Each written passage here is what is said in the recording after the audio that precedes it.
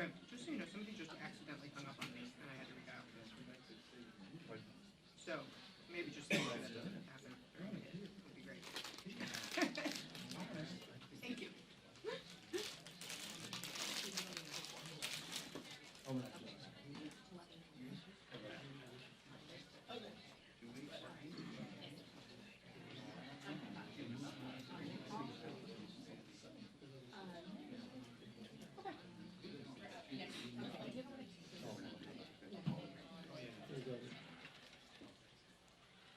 Eddie, you want your, no, I'm not throwing, letting put it back.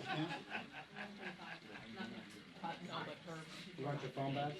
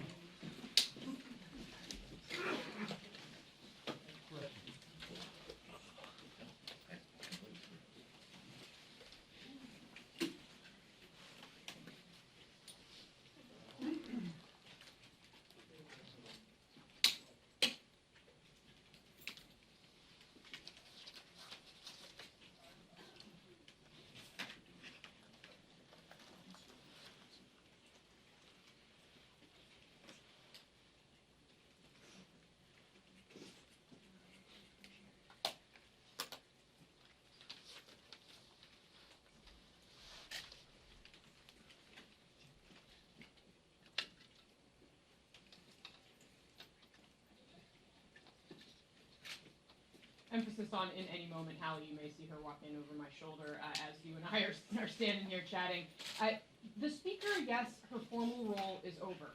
But the idea that she's not going to play a role in the rooms behind the scenes with the managers who are going to be making their argument here in the coming days and weeks it's simply ludicrous. She's going to be in all those meetings. She's going to be helping kind of direct where they are directing their thinking, their resources, how they decide to lay out this case. And she's going to be working very closely with Adam Schiff on this. And of course, the big question that's looming over all of this is how is it going to play out in the Senate with witnesses and new evidence. It's unlikely that we're going to get answers to those questions for some days, if not weeks now. Hallie.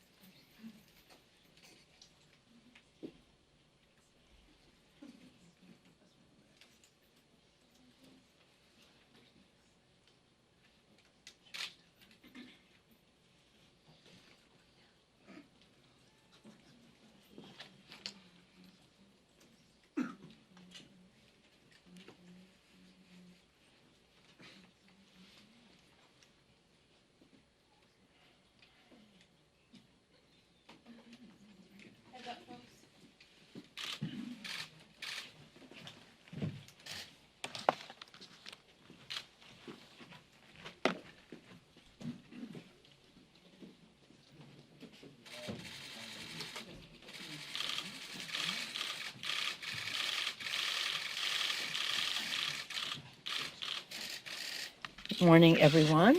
How are you? As I've said over and over again, every day that we're involved in this impeachment is a sad day for America, and yesterday was one when we were given no choice but to send to the Senate 2 articles of impeachment against Donald Trump, the President of the United States. The President necessitated this by his abuse of power and his obstruction of Congress, and his actions, which undermined our national security, violated his oath of office to protect and defend the Constitution, and jeopardized the integrity of our elections. Every day, new incriminating information comes forward. You're well aware of the hearing last night. I think that only speaks very clearly to the need for the Senate to enter the documentation into their discussion. Today, and this is today, the Government Accounting Office confirmed that the President's actions at the center of our impeachment articles, withholding congressionally approved military aid from Ukraine, was illegal. And these are their words. These are the words of the GAO. Faithful execution of the law does not permit the President to substitute his own policy priorities for those that Congress has enacted into law. The Office of Management and Budget withheld funds for a policy reason which is not permitted under the Empowerment Control Act. The withholding was not a programmatic delay. Therefore, we conclude that OMB violated the Empowerment Act. The OMB, the White House, the administration broke the law. They say we conclude that they violated the Empowerment Control Act. This reinforces, again, the need for documents and eyewitnesses in the Senate. When I was in grade school, there was a sign on the wall in one of the corridors. It said, "What a tangled web we weave when we first practice to deceive." You see this more and more and more in all of this tangled web to deceive that the administration is engaged in. Also on appropriations matters, I'm very sad about what has happened in Puerto Rico. We pray for the families who have lost loved ones and injury to others. The appropriation, it's unacceptable that the administration illegally withheld for over a year the federal assistance that Congress appropriated and that Puerto Rico needs. We're concerned that the administration may be looking for excuses to create unnecessary obstacles to the timely flow of assistance based on reports of new restrictions on the aid. We hope that it can be interpreted more loosely, but we're concerned. We hope that the President will soon sign a major disaster declaration for earthquake recovery. He has signed a emergency one, but he needs the major disaster. Our fellow Americans in Puerto Rico, American citizens all, need assistance now. That's why today the House will release the text of a bill to provide supplemental assistance for earthquake relief to be taken up soon.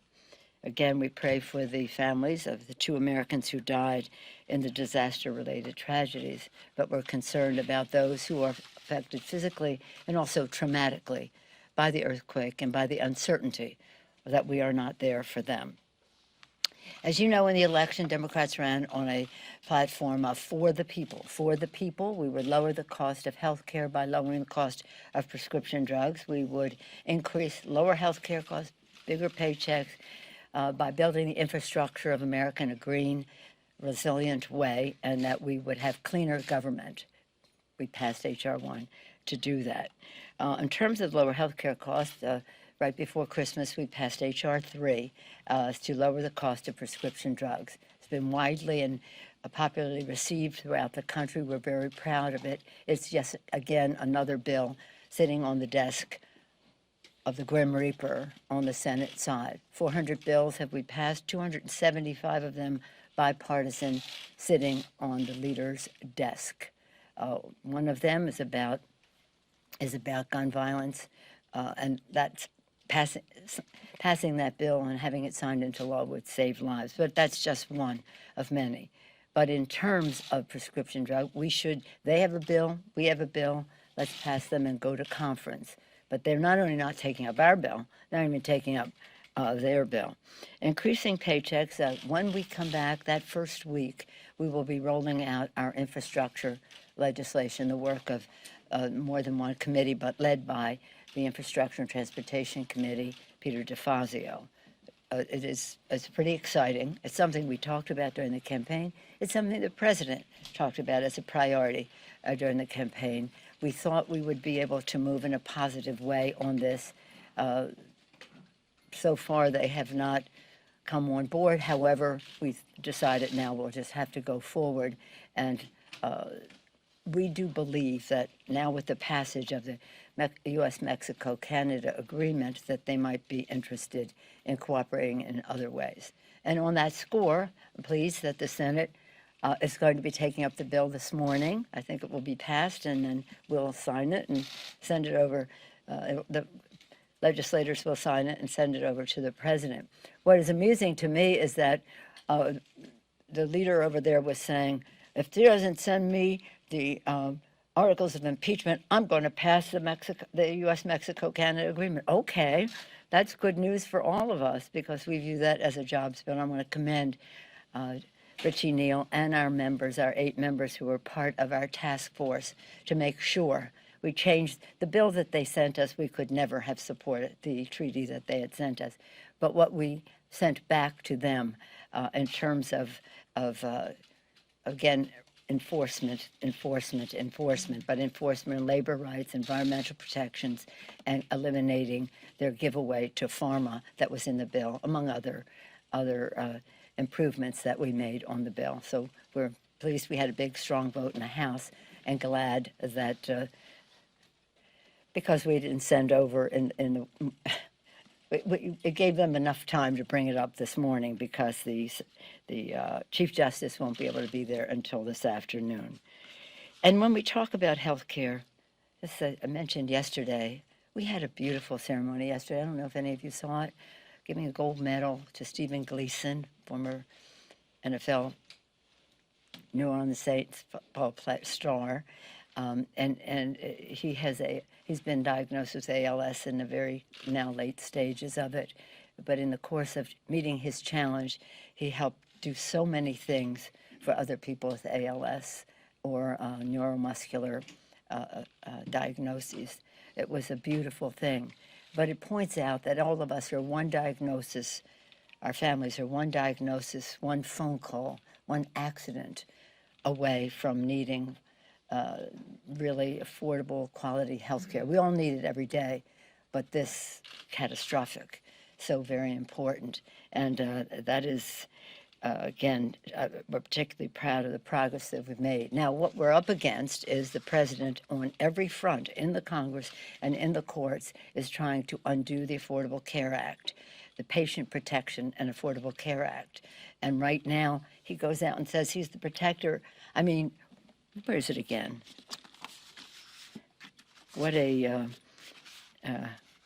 web we weave when we practice to deceive. How can he possibly go out there and saying he's protecting the pre-existing condition benefit and things like that when he is in court trying to overturn it? Instead of the Justice Department protecting the law of the land, which is their responsibility, they're trying to overturn the law of the land in the courts. So that's their fight, and we have asked for expedited decision from the court so that the public will know what we are up against. They have said, take it slow, take it slow, take it slow. But this is a very, very important issue to the health of the American people, but also the financial health of the American people. So we were very proud when we passed the Elijah Cummings H.R. 3, lower drug costs now. That is something so remarkable, so transformative in terms of meeting the needs of America's working families, but also taking the money saved from Big Pharma's ripoff and greed and using it to transform Medicare in a way that it hasn't been transformed since its inception, and that is to take about $500 billion out of pharma profits and use it for dental, hearing, and visual benefits. So we're very excited about that. And again, on this pre-existing conditions, about 130 million families are affected by pre-existing conditions, and President is in court trying to overturn that. So no longer will that benefit be available to people, and no longer will the benefit of lifetime limits or annual limits on it. And the list goes on and on about that. When we come back, we'll also be addressing surprise billing issue. That's one of the. We come back, we'll have the first week. We'll have rollout infrastructure probably on the floor, and this will be all up to the Democratic leader. But he has told our caucus that we expect in the first week we would be bringing up the Ro Khanna bill, which says no funds for war in Iran unless Congress would approve that, and also Barbara Lee's legislation, which repeals the antique authorization of the use of military force, the AUMF, that has been used for justification that is beyond its scope. So there we are.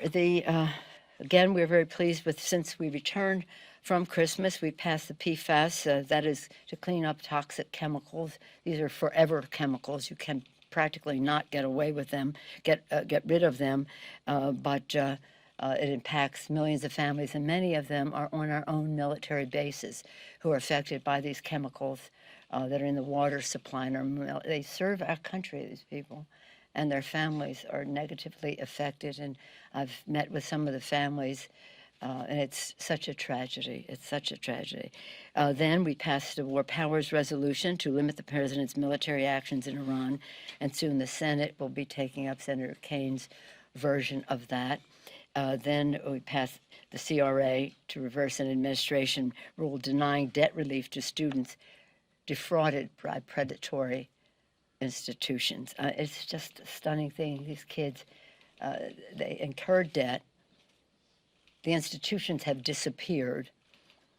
Their degrees are not worth what they have borrowed money to obtain. And this administration wants to protect not the students, but the predatory lenders. So with that, be happy to take any questions you may have. Madam Speaker, No, you were at last question yesterday. Nancy. Madam Speaker, what's your response to Senate Republicans who say they shouldn't have to consider new evidence, like the Parnas material, because it wasn't included in the House investigation? No, they're afraid of the truth.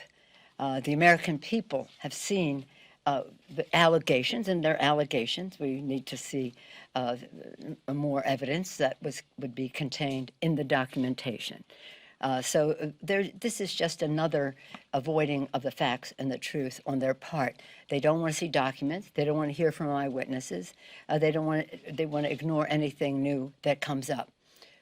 We saw a strong case and infallible, undeniable case for the impeachment of the president, so that no future president would ever think that she or he could get away with what President Trump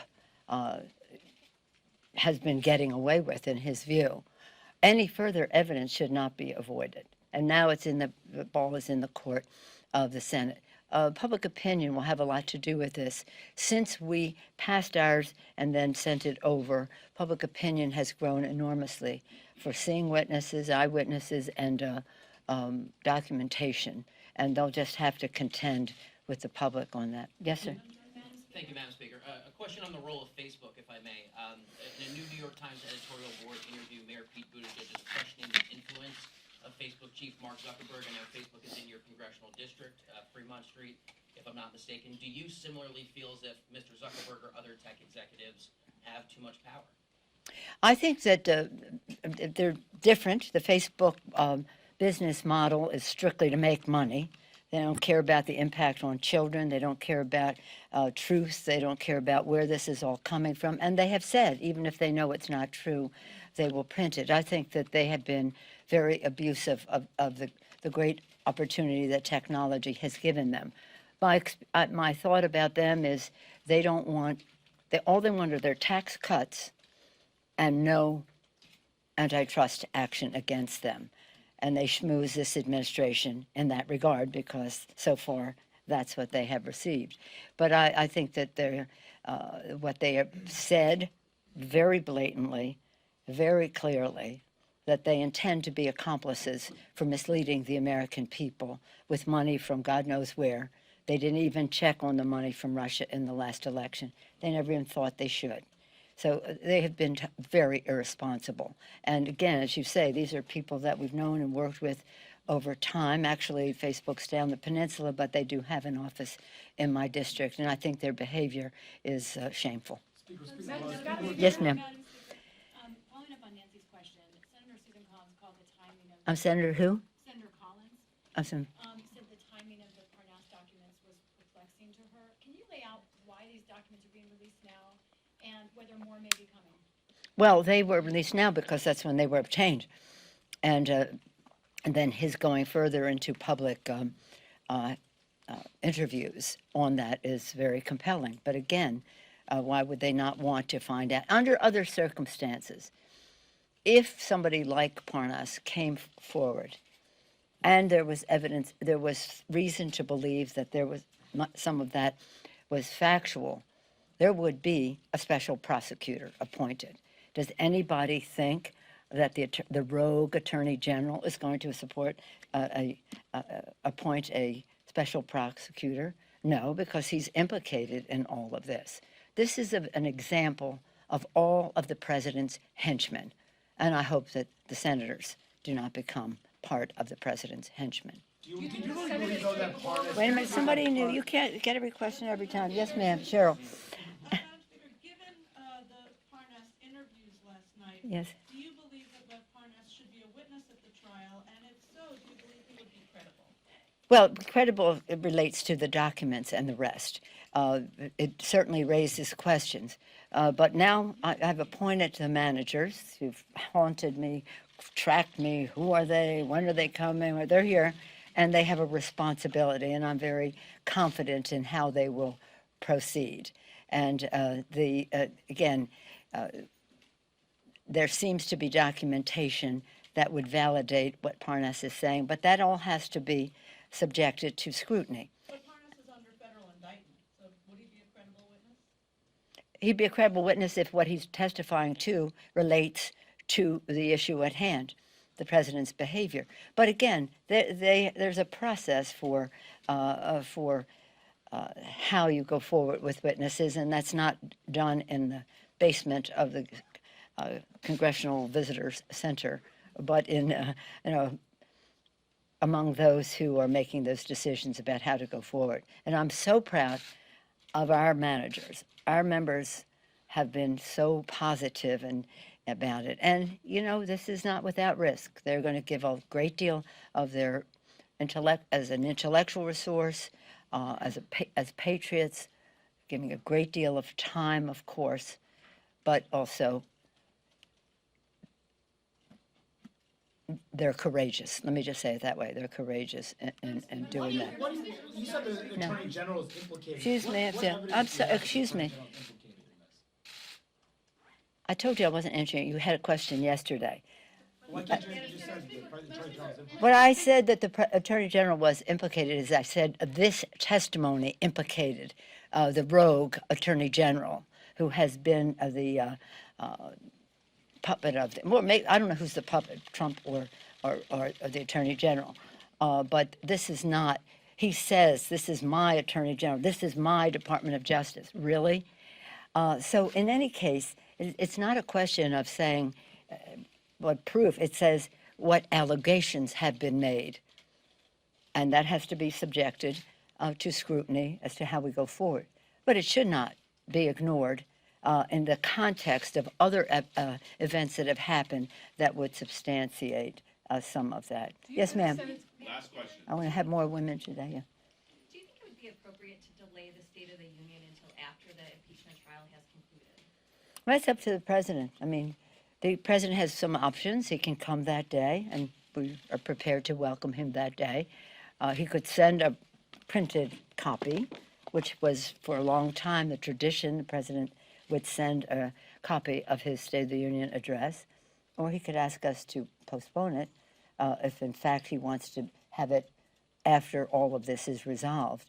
But the timing of the investigation, of the trial of the president for obstructing Congress and abuse of power should not be hastened because of a speech he wants to make to the Congress of the United States.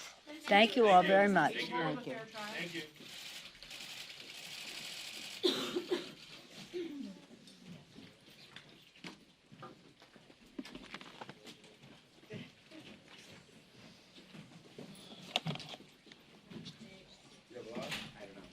Hey, Lori. Are we,